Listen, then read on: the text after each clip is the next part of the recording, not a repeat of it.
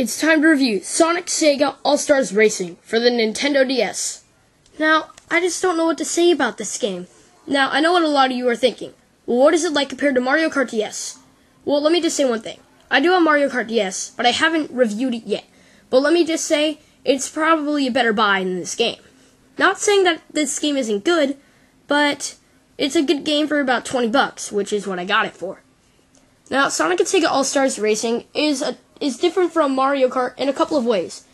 Number one, the races aren't really that unique. I don't know. The tracks just feel like the same thing over and over again, loops and turns, but with different designs in the background. Now, I know what you're thinking. Isn't that what it's supposed to be? Well, yes, but when you're playing Mario Kart DS, you have a completely different feel, as if you're completely playing in a new place every single time. Now, also in Sonic Sega All-Stars Racing, there are items, but luckily, they're not as overpowered as the ones in Mario Kart DS. There's no blue shell, but there are rockets and punching gloves, I guess, that you can throw at enemies to stop them. But they'll only be stopped for a couple seconds, and they'll be right back on the track. So items really aren't that helpful in this game, which gives it a lot more skill to race. Now, also in this game is drifting, and I know I'm comparing it a lot to Mario Kart, but deal with it.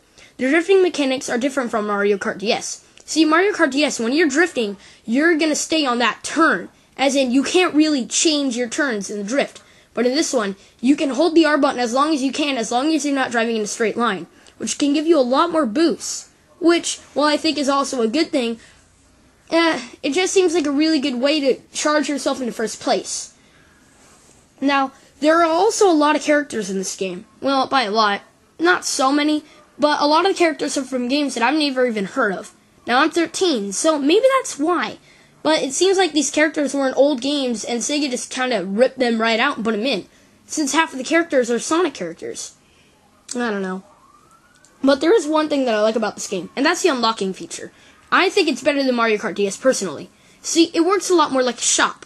Every time you drive, do time trials or missions, you'll get Sega Miles, which you can use to go to the shop and buy stuff. I think it's a lot better, because when I was playing Mario Kart DS, I always had to play every single race, even when I didn't want to, just thinking, oh, I want that character, but how exactly do I unlock it? I didn't want to look it up online, because I wanted to do it myself.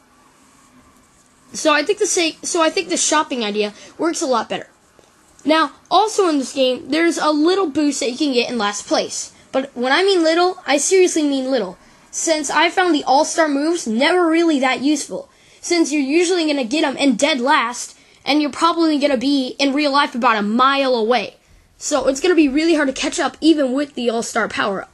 It's basically just a speed boost or something that'll let you go faster and makes you invulnerable. By mashing the L button, you'll go faster and faster and faster and faster. But that's basically it. So, Sonic and Sega All-Stars Racing, it's an okay game at best. The graphics are pretty good, I guess. And the soundtrack is really good. Especially since you can use the Sega Miles to buy CDs and stuff from the game itself. So you can listen to all sorts of types of music. So let's just say this. Sonic and Sega All-Stars Racing is a pretty good game for $20. But it's not the best racing game I've ever played. I'm going to give Sonic Sega All-Stars Racing for the Nintendo DS a silver medal. Thank you for watching, and I hope this review helped you. Oh wait, did you think I was done? No, I'm not. I left out two major things. The time trial and missions. Yeah, it's probably something that a lot of reviewers don't talk about, because it's not really that into the gameplay. Time trials is basically you racing against the clock, which is pretty boring, because, well, you're racing by yourself. And while it kind of is thrilling to race against past times, it's just already bland already, because, you know, you're racing without the characters, and there's no one trying to stop you. Yeah, it's okay. In the mission mode, well, it's also okay, but there's one major problem. See, each mission gives you a lot of objectives, and usually they're easy, but there's one type of objective that just makes me want to rip my hair out, and those are drifting objectives. You have to hold the R button and score stars by holding your drift. This sounds easy, but it's really not, especially since sometimes it feels like my R button doesn't work. Now, maybe it's the game, maybe it's my DS, but I don't know. It's just really hard to get those stars. So, the time trial and mission modes, I guess those are pretty okay too. So, I'm going to give Sonic and Sega All-Stars Racing a silver medal. Thank you for watching, and I hope this review helped you.